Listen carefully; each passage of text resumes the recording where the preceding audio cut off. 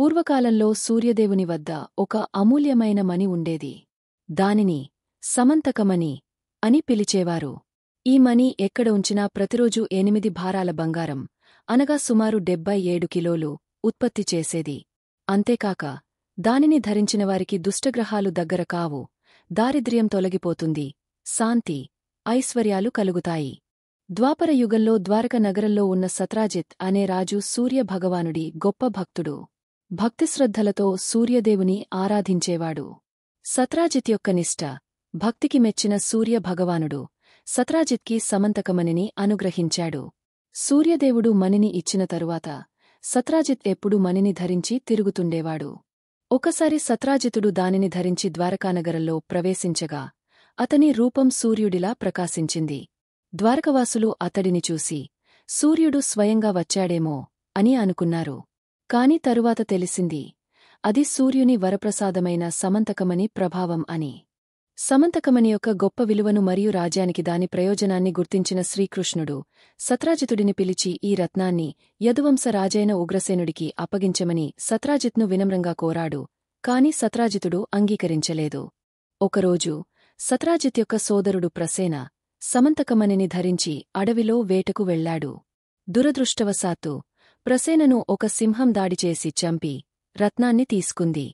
కాని ఆ సమయంలో అడవిలో సంచరిస్తున్న జాంబవంతుడు ఆ మణిని చూసి ఆశ్చర్యపోయి సింహాన్ని చంపి మణిని తన గుహకు తీసుకెళ్లి తన కుమారుడికి ఆడుకునే ఆటబొమ్మలా ఇచ్చాడు. ప్రసేన తిరిగి రాకపోవడంతో ద్వారకలో పుకార్లు ప్రారంభమయ్యాయి. సత్రాజిత్ శ్రీకృష్ణుడు రత్నం కోసం ఆశపడి ప్రసేనను చంపి దానిని దొంగిలించాడని ఆరోపించాడు. ఈ విషయం తెలుసుకున్న శ్రీకృష్ణుడు తన నిర్దోషిత్వాన్ని నిరూపించుకోవాలని నిర్ణయించాడు. శ్రీకృష్ణుడు తన సైన్యంతో అడవిలోకి వెళ్లాడు. అక్కడ ప్రసేన శరీరాన్ని సింహం చంపిందని తెలుసుకున్నాడు. తరువాత సింహాన్ని చంపినవాడు జాంబవంతుడని, మణి అతని గుహలో ఉందని గుర్తించాడు. శ్రీకృష్ణుడు జాంబవంతుడి గుహలో ప్రవేశించాడు. అక్కడ ఒక చిన్నపిల్లాడు సమంతకమణితో ఆడుకుంటూ కనిపించాడు. మణిని తిరిగి ఇవ్వమని అడగగా జాంబవంతుడు అంగీకరించలేదు.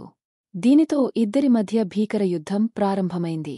21 రోజులపాటు ఘోరంగా పోరాటం సాగింది.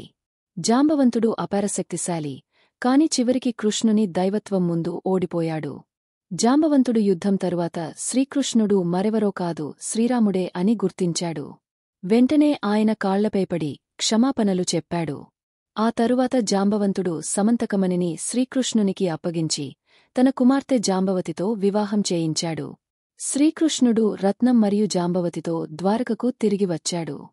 శ్రీకృష్ణుడు మణిని సత్రాజితునికి తిరిగి ఇచ్చాడు. సత్రాజితుడు సిగ్గుపడి శ్రీకృష్ణుడిని తన తప్పుకు క్షమాపణలు కోరాడు.